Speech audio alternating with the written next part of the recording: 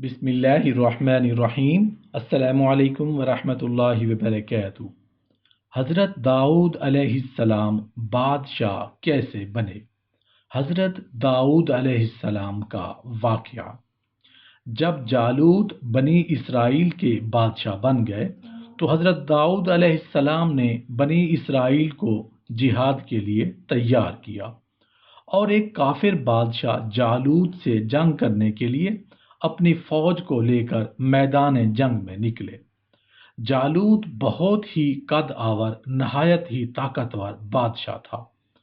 وہ اپنے سر پر لوہے کی جو ٹوپی پہنتا تھا اس کا وزن 300 رتل تھا۔ جب دونوں فوجیں میدان جنگ میں لڑائی کے لیے صف آرائی کر چکی تو حضرت طالوت نے اپنے لشکر میں یہ اعلان فرما دیا کہ جو شخص جالوت کو قتل کرے گا میں اپنی شہزادی کا نکاح اس سے کر دوں گا اور اپنی سلطنت بھی اس کو عطا کر دوں گا۔ یہ فرمان شاہی سن کر حضرت داؤد علیہ السلام آگے بڑھے،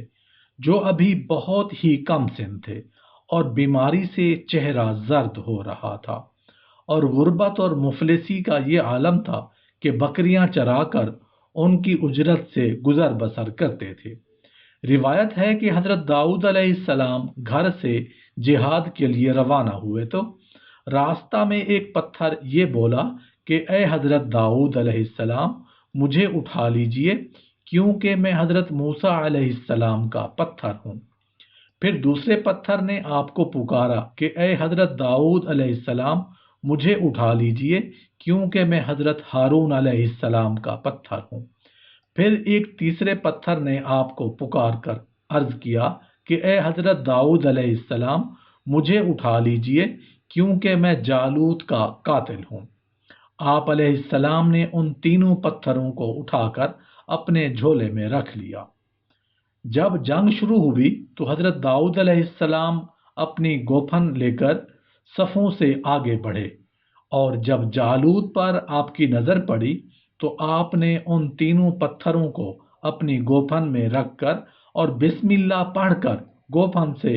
تینوں پتھروں کو جالوت کے اوپر پھینکا، اور یہ تینوں پتھر جا کر جالوت کی ناک اور کھوپڑی پر لگے اور اس کے بھیجے کو پاش پاش کر کے سر کے پیچھے سے نکل کر 30 جالوتیوں کو لگے اور سب کے سب مقتول ہو کر گر پڑے۔ حضرت داؤد علیہ السلام نے جالوت کی لاش کو گھسیٹتے ہوئے لا کر بادشاہ حضرت طالوت کے قدموں میں ڈال دیا۔ اس پر حضرت طالوت اور بنی اسرائیل بے حد خوش ہوئے۔ جالوت کے قتل ہو جانے سے اس کا لشکر بھاگ نکلا اور حضرت طالوت کو فتح مبین ہو گئی، اور اپنے اعلان کے مطابق حضرت طالوت نے حضرت داؤد علیہ السلام کے ساتھ اپنی لڑکی کا نکاح کر دیا اور اپنی آدھی سلطنت کا ان کو سلطان بنا دیا۔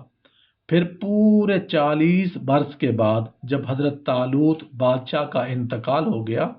تو حضرت داؤد علیہ السلام پوری سلطنت کے بادشاہ بن گئے،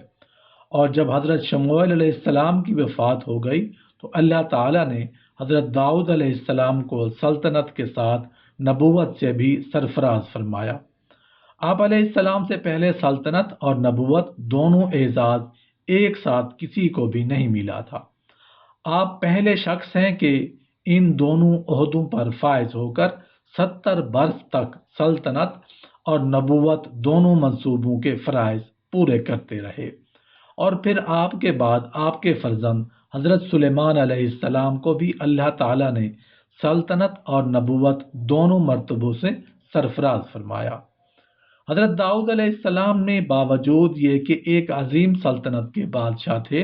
مگر ساری عمر وہ اپنے ہاتھ کی دستکاری کی کمائی سے اپنے خورد و نوش کا سامان کرتے رہے۔ اللہ تعالیٰ نے آپ کو یہ معجزہ عطا فرمایا تھا کہ آپ لوہے کو ہاتھ میں لیتے تو وہ موم کی طرح نرم ہو جایا کرتا تھا، اور آپ اس سے زرہیں بنایا کرتے تھے اور ان کو فروخت کر کے اس رقم کو اپنا ذریعہ معاش بنائے ہوئے تھے، اور اللہ تعالیٰ نے آپ کو پرندوں کی بولی سکھا دی تھی۔ حضرت طالوت کی سرگزشت کی طرح حضرت داؤد علیہ السلام کی مقدس زندگی سے یہی سبق ملتا ہے کہ اللہ تعالیٰ جب اپنا فضل و کرم فرماتا ہے تو ایک لمحہ میں رائی پہاڑ اور ذرہ کو آفتاب بنا دیتا ہے۔ غور کرو کہ حضرت داؤد علیہ السلام ایک کم سن لڑکے تھے اور خود نہایت ہی مفلس اور ایک غریب باپ کے بیٹے تھے، مگر اچانک اللہ تعالیٰ نے ان کو کتنے عظیم اور بڑے مراتب عطا فرمائے اور درجات کے اعزاز سے سرفراز فرمایا اور ان کے سر پر تاج شاہی رکھ کر انہیں بادشاہ بنا دیا، اور ایک بادشاہ کی شہزادی ان کے نکاح میں آئی اور پھر نبوت کا مرتبہ بلند انہیں عطا فرما دیا کہ اس سے بڑھ کر انسان کے لیے کوئی بلند مرتبہ ہو ہی نہیں سکتا۔ پھر اللہ تعالیٰ کی قدرت قاہرہ کا جلوہ دیکھو کہ جالوت جیسے جابر اور طاقتور بادشاہ کا قتل حضرت داؤد علیہ السلام کو بنا دیا، جو ایک کم سن لڑکے اور بیمار تھے، اور وہ بھی ان کے تینوں پتھروں سے قتل ہوا، حالانکہ جالوت کے سامنے ان چھوٹے چھوٹے 3 پتھروں کی کیا حقیقت تھی، جبکہ وہ 300 رتل وزن کی فولادی ٹوپی پہنے ہوئے تھا۔ مگر حقیقت تو یہ ہے کہ اللہ تعالیٰ اگر چاہے تو ایک چیونٹی کو ہاتھی پر غالب کر دے، اور اگر اللہ تعالیٰ چاہے تو ہاتھی ایک چیونٹی کا کچھ بھی نہیں بگاڑ سکتا۔